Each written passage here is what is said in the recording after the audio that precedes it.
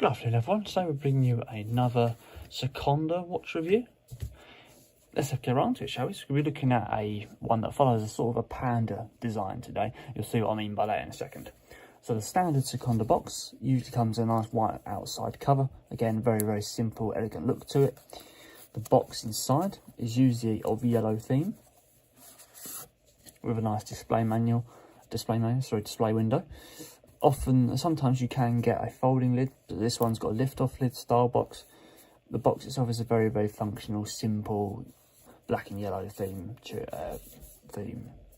box. Full markings and stuff like that going around the whole box.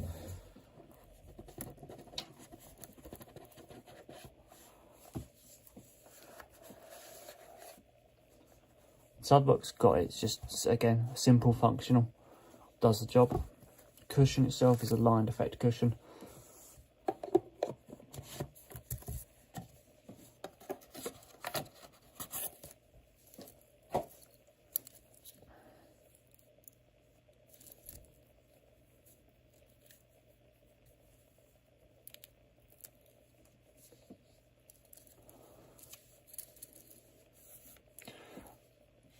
So here we go, guys. This is the Sekonda 317.71.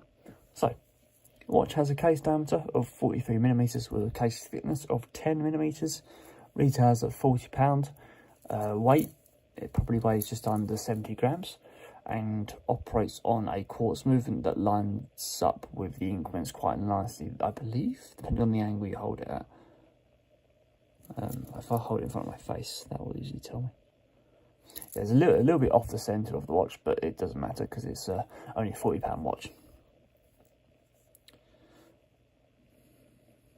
So looking at the dial follows a similar sort of style as an older-fashioned new millennium watch.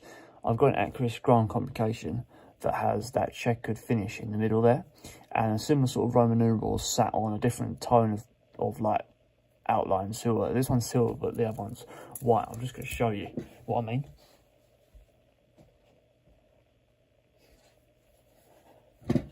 As you see from this one, it's got that sort of checkered inside panel there, as you can see.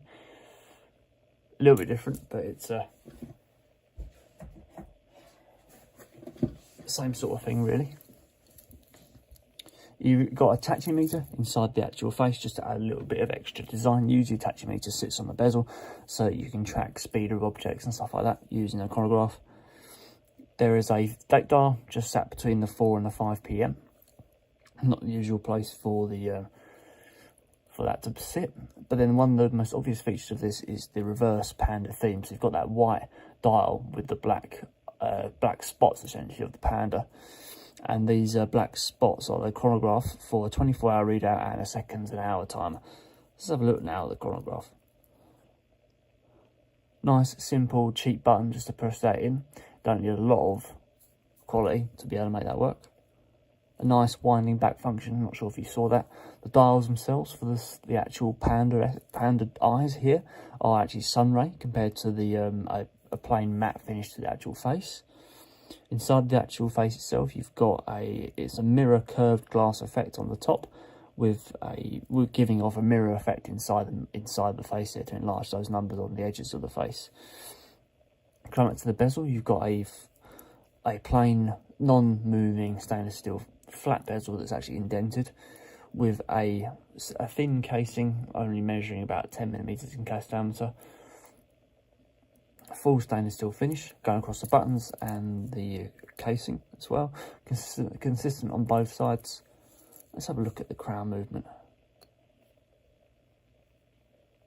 The hands themselves are nice stainless steel, again old-fashioned, copying the style of Accurist hands, the Accurist classic hands. Despite the price, the crown doesn't feel too badly. It's got a decent movement to it. It's not too flimsy. It's not bad actually, considering the price you make, and it's got a good clicking down movement as well. So let's go around the back. So a nice Sekonda back plate here going on, waterproof to 50 meters, so I wouldn't recommend diving in it. Strap is it follows the same sort of style as an oyster petrol strap on a Rolex. gets a little bit thinner towards the clasp. The clasp is a double fold over locking Sekonda clasp with a safety buckle, as you can see here.